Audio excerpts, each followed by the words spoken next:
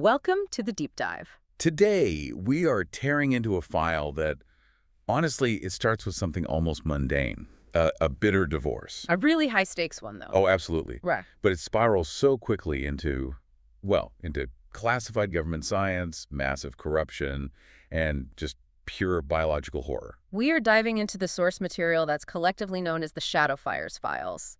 And it really gets at the terrifying existential cost of trying to cheat death. It's one of the most gruesome narratives we've tackled, I think, Yeah. both psychologically and, physically.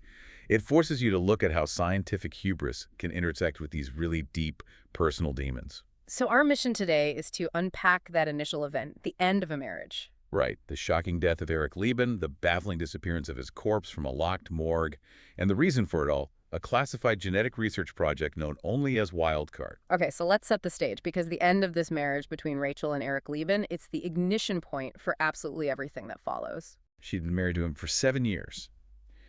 And Eric, he wasn't just cruel, he was emotionally remote. The files quote her describing him as being as distant as the moon.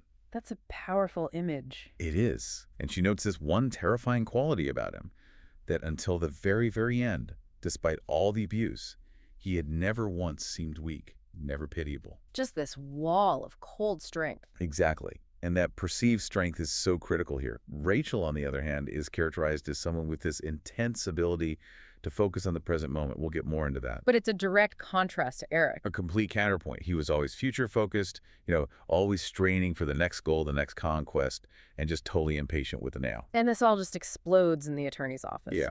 Eric Leben is 42, and he's worth, conservatively, $30 million. You have to really wrap your head around that number. Especially in the context of California's community property laws, she was legally entitled to half of everything they accumulated during the marriage. Which is a sum of around $13 million.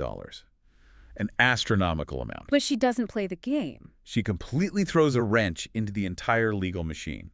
She shows up to the final negotiation. Alone.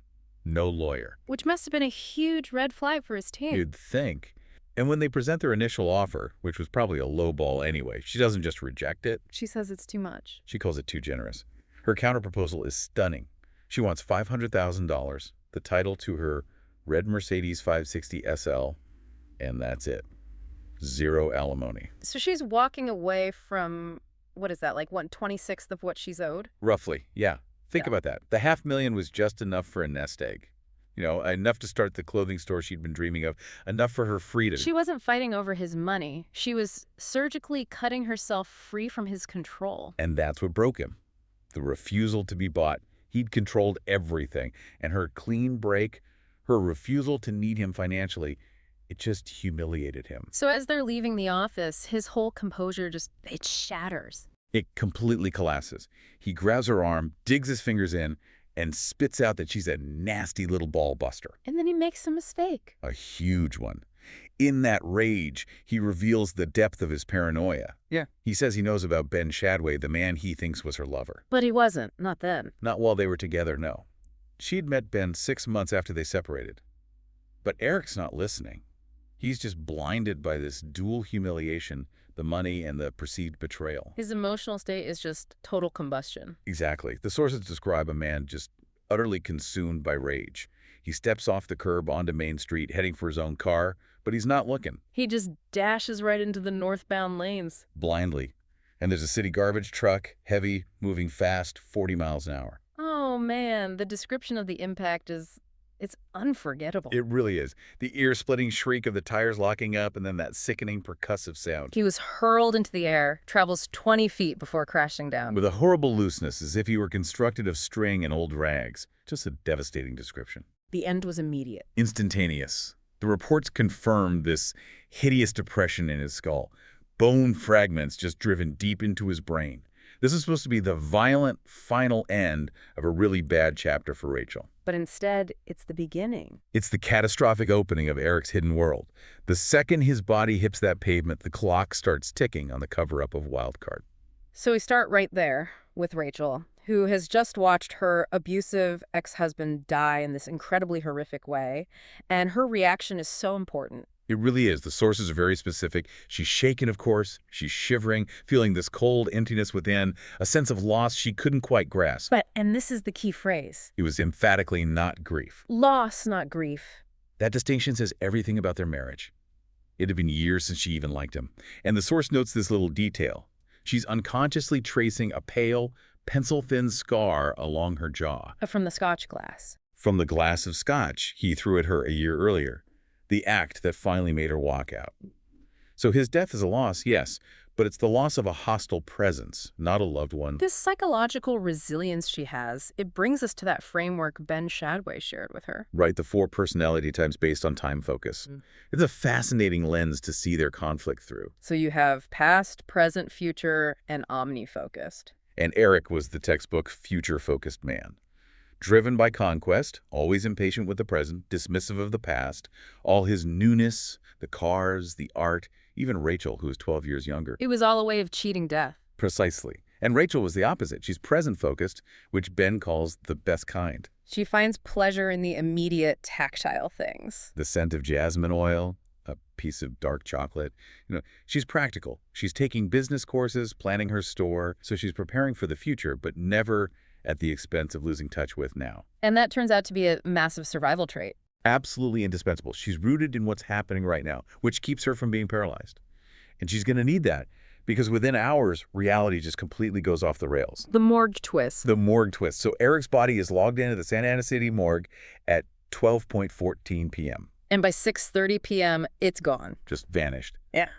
And the medical examiner, Everett Cordell, he's the perfect character to highlight how impossible this is. He's described as extremely obsessive-compulsive. A monument to neatness. His office is immaculate, his anatomy charts hung with exactitude. His whole life is built on order. And he insists the morgue has tight security. He prides himself on it, shows on the automatic locking doors, the 24/7 attendant log. He is truly, genuinely baffled. He says he's never seen a screw-up of this magnitude in his entire career. They check everywhere, right? Private mortuaries. Everything. Eric Leben has just vanished from under lock and key. The implication, which Cordell can barely accept, is that this was a highly professional breach of his perfect system. And the disappearance of a body from a city morgue? That obviously triggers a much higher level of investigation. It does. And we're introduced to Lieutenant Julio Verdad and Detective Reese Hagerstrom. Verdad is the key here. He's calm, analytical, and becomes one of Rachel's few unexpected moral allies in all of this. His backstory is so important for understanding why he's so tenacious. It's everything. His commitment isn't just professional. It's rooted in this intense, paralyzing hatred of rats. Stemming from a childhood trauma in Tijuana. Yes. He watched his 4-month-old baby brother, Ernesto, die after being attacked by 2 rats in their home. That's just horrifying. It left him with this deep, visceral revulsion and a profound sense of moral obligation to victims who are helpless. He feels a special obligation to them, and that's his compass. His partner, Reese Hagerstrom, seems to just follow his lead. Completely. Reese is the burly, beetle-browed detective who just trusts Julio's judgment absolutely. So when Verdad starts questioning Rachel at the morgue, she knows she's already in deep. She senses it immediately. His quiet intensity is, as she puts it, twice as dangerous as the fat attorney for Eric's estate. She knows she needs to buy time. So she starts to deceive them. She has to. She feigns confusion, sickness over the body snatching, and it works. But her most brilliant move is planting the seed of misdiagnosis. The idea that Eric might not have actually been dead. Exactly. Yeah. Despite the paramedic reports, the massive head trauma, it's just plausible enough to make them pause, which buys her the crucial time she needs to confirm her own worst suspicions about Eric's work. But it takes a toll on her. A huge toll. The sources say she is not a natural liar. And Ben Shadway, who's with her, he sees the profound fear right under the surface of her performance. So let's talk more about Ben. He's more than just a real estate broker. Much more. His past focus is central to who he is. It's all tied to his 2 tours in Vietnam. He wasn't just fighting a war. He was fighting an internal moral conflict. He needed to figure out if he was a good man or a killer after everything he'd seen and done. He even volunteered for the 2nd tour, just to find some kind of moral accommodation with his life. And that moral core makes him the perfect person for Rachel at this moment. The perfect anchor. His feelings for her went past lust very quickly. He saw her intellect, her generous heart. It turned to infatuation and then love. And a very deep love, yeah. Even though they were deliberately taking their relationship slow, not rushing into complete intimacy, he's this quiet, steady moral center rooted in his past, and that's what allows him to face the terror that's coming. And believe me, it is coming. So the hunt for what Eric was hiding begins. And it takes Rachel and Ben right into the heart of his world, starting with that massive house in Villa Park. Right, that 10,000 square foot, starkly Spanish modern place, it's just, there's no sense of home or comfort to it at all. It's a monument. A monument to his success, exactly. A cold reflection of his future-focused mind. The inside is the same. Lalique crystal consoles, Jackson Pollock canvases, ancient Roman torsos. It's a museum. It's a trophy case. And when they get there, they find the trophy case has been ransacked. Specifically, the master bedroom. Vandalized. And the wall safe has been completely emptied. Which confirms it immediately. Right. Others know Eric's secrets, and they already covering their tracks. This isn't just some random break-in. And this reinforces Rachel's fear that Eric's secrets weren't just personal. They were corporate, and they were clearly dangerous. And now we start to see that his entire professional success was driven by these personal demons. His intense fear of aging and death. That's what drove his need for newness, and that manifested in his relationships, too. The predatory relationships with teenage girls like Cindy Wasloff and Sarah Keel. They weren't just affairs, they were psychological props. The files say they were just another part of his obsession with staying young and cheating death. He was trying to siphon their youth. A kind of psychological vampirism. He married Rachel for the same reason. She was 12 years younger. She was his symbol of newness, until she started approaching her late 20s. So their search for answers leads them next to Geneplan, his company. His corporate headquarters in Newport Beach. And from the outside, it looks stylish, all glass walls. But beneath the surface, the security is just extraordinary. Which tells you how valuable the research was. Oh, absolutely. The upper floors, where the computers and databanks were, had infrared, sonic, and visual motion detectors. The actual bioresearch labs were underground in Riverside. For biological isolation and to prevent espionage. They were protecting something they believed was world-altering. And Rachel and Ben, they managed to get into his executive office safe. Only to find it's already empty. The critical wildcard file is gone. They realize they're in a race against a powerful clandestine group that is always one step ahead of them. Okay, so now we have to get into the science. What actually was Wildcard? This is where it gets terrifying. Wildcard was a privately funded, top-secret project. It was kept fragmented, so even most of the staff didn't know the full picture. And its goal was immortality. Or at least radical longevity, using recombinant DNA technology. So how did it work? What was the mechanism?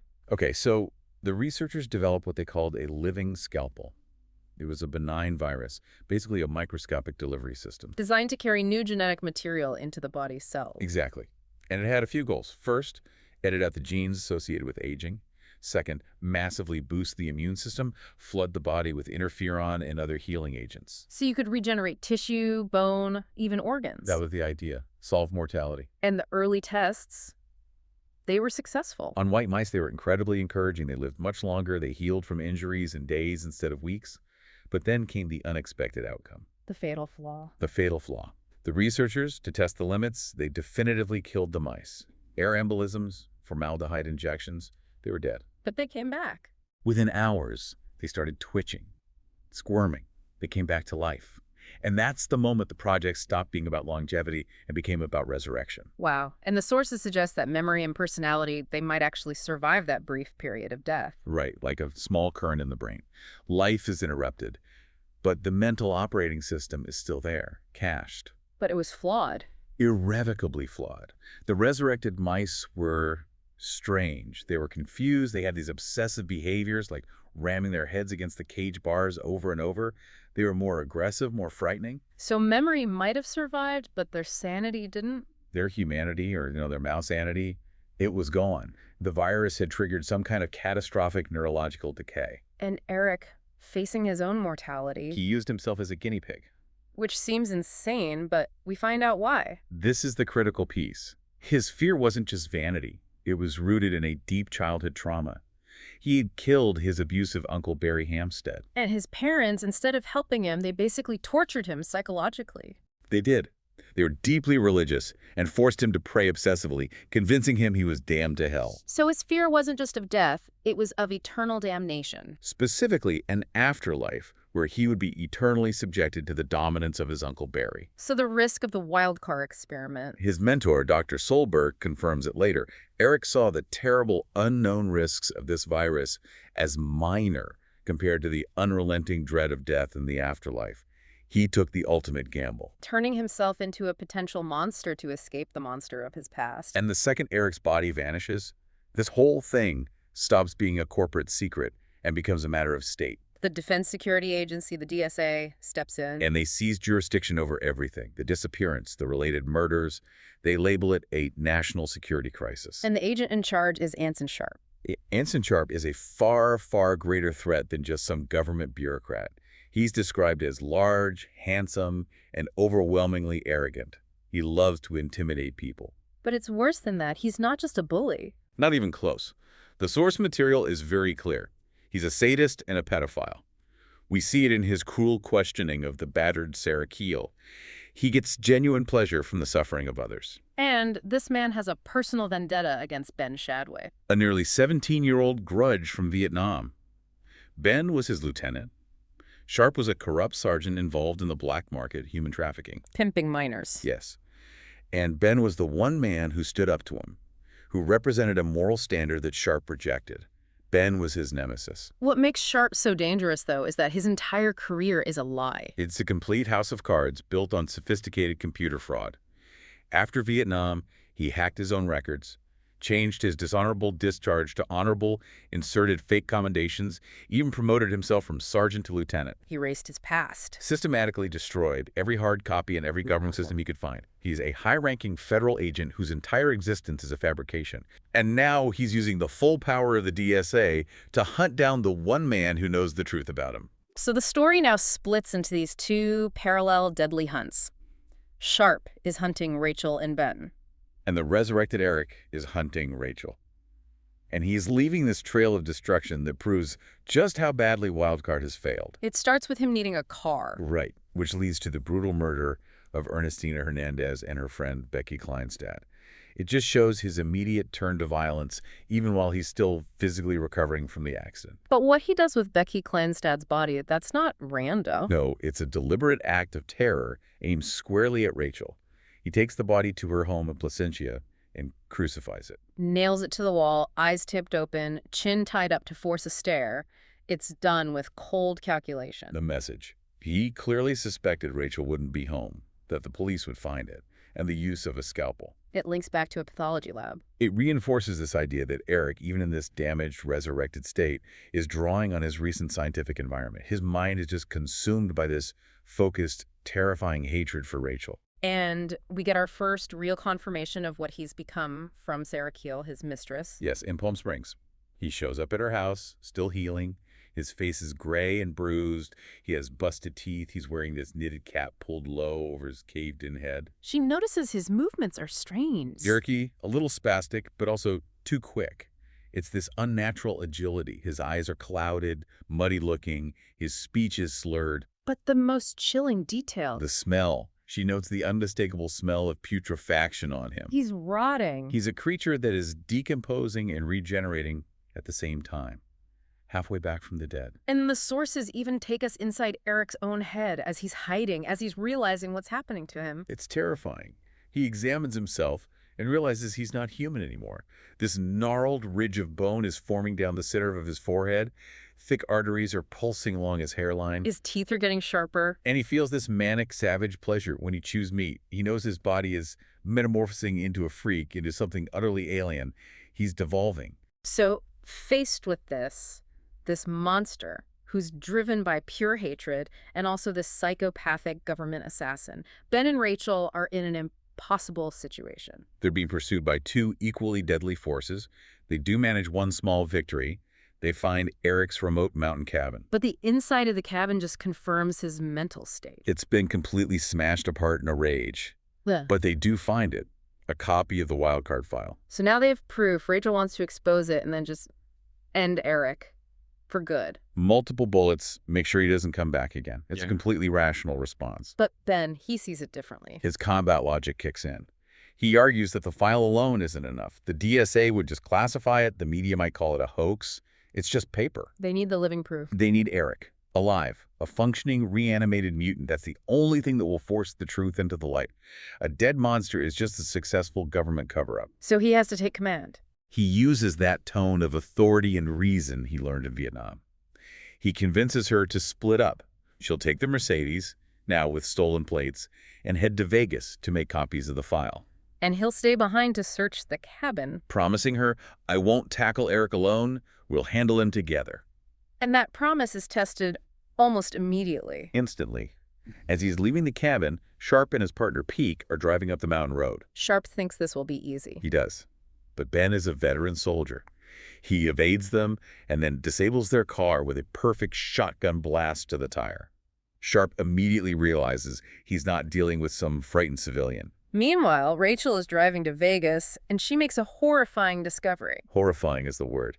She realizes Eric has been in the trunk of the Mercedes the entire time. My God. He'd been using the dark, warm, confined space as a kind of an accelerating womb for his mutation. What was he experiencing in there?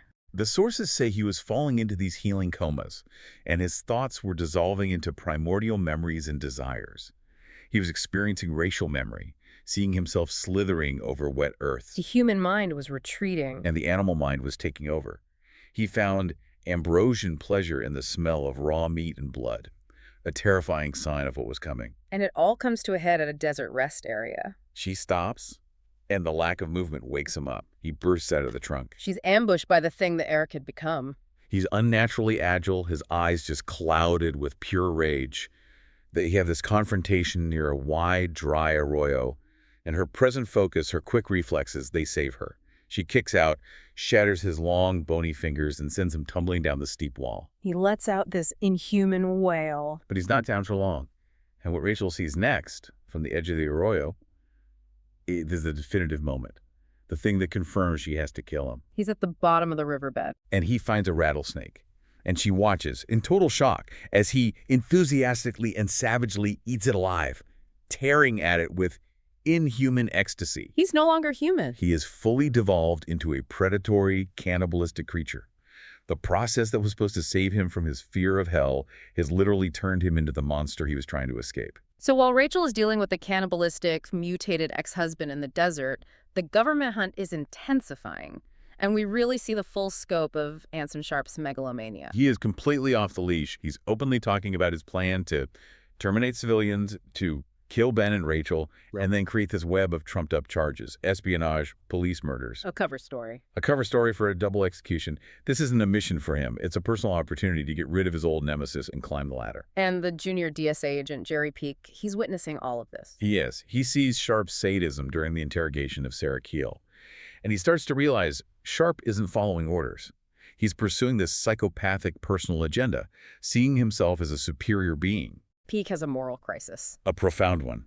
He signed up to be a white hat, an agent for justice, but he's realizing his boss is a monster whose entire career is a fabrication. So he has to decide. Does he cooperate and become an accessory to murder? Or does he turn on his boss and risk his own life to expose the truth? At the same time, the original detectives, Verdad and Hagerstrom, they're not letting go. They refuse to. Verdad gets a direct order from his chief of detectives to drop the case. The federal pressure is immense. The chief even uses a blasphemy in the warning, which he never does. But Verdad can't do it. That moral obligation from his childhood, his commitment to victims, it just won't let him. He feels this connection to Ernestina Hernandez, one of the murder victims. So he and Reese go underground. They defy the federal mandate. And they pursue their own lead, which takes them to Eric's old mentor at UCI, a man named Dr. Easton Solberg. And Dr. Solberg. He basically provides the final missing piece of this whole psychological puzzle. He does. He confirms Eric's history of depravity, the obsession with young girls, a statutory rape charge from years ago that Solberg helped him cover up. Which just reinforced Eric's belief that money and power could solve anything. Exactly. Solberg describes him as this psychic vampire who could stay young forever by draining away the youth of these girls. And he connects it all back to the childhood trauma. He confirms that Eric killed his abusive uncle Barry Hampstead. And the guilt from that act was then weaponized by his parents. Right. They terrified him with images of hell and damnation. And Eric's deepest, most irrational fear wasn't just being caught for the murder, it was going to hell. Specifically, a hell where he would be eternally dominated by his abusive uncle. Solberg just crystallizes it perfectly. That deeply embedded guilt and that unrelenting dread of the afterlife was the singular, irrational force that drove his obsession with Wildcard. It wasn't about living forever, it was about not dying. He saw the risks of turning himself into a monster as minor compared to the certainty of facing the monster of his past in hell. The whole grand scientific quest for immortality. It was just a defense mechanism against his own trauma. #outro. So what starts with, a shrewd financial decision in a divorce spirals into this manhunt with a reanimated mutant, a psychopathic government assassin, and 2 rogue cops. The central tragedy is just. It's inescapable. Eric Leben's deep, profound fear of hell propelled him into a scientific gamble that literally transformed him into the raging, predatory creature he was so desperate to avoid becoming. It's a devastating case study in scientific hubris, but one that's powered by a very personal psychosis. Completely. Wildcard was designed to grant immortality, but it only resulted in this devolved, subhuman existence. It's a chilling lesson that science, especially when it's driven by fear instead of morality, can create these absolutely catastrophic consequences. Ben and Rachel, they realized that while some part of the mind survived death, that small current in the brain, the personality that came back was irretrievably damaged, hateful, alien. And that really leaves us with the ultimate provocative thought from these sources. Eric Leben was already a deeply hateful and damaged person before he died. Right. So if science makes resurrection possible, but it can't guarantee the restoration of humanity, what happens? What is the ethical responsibility of that science? What kind of monsters are we inviting back into the world? When the only thing that's guaranteed to survive is raw, biological hatred. The question that definitely stays with you. Thank you for diving deep with us.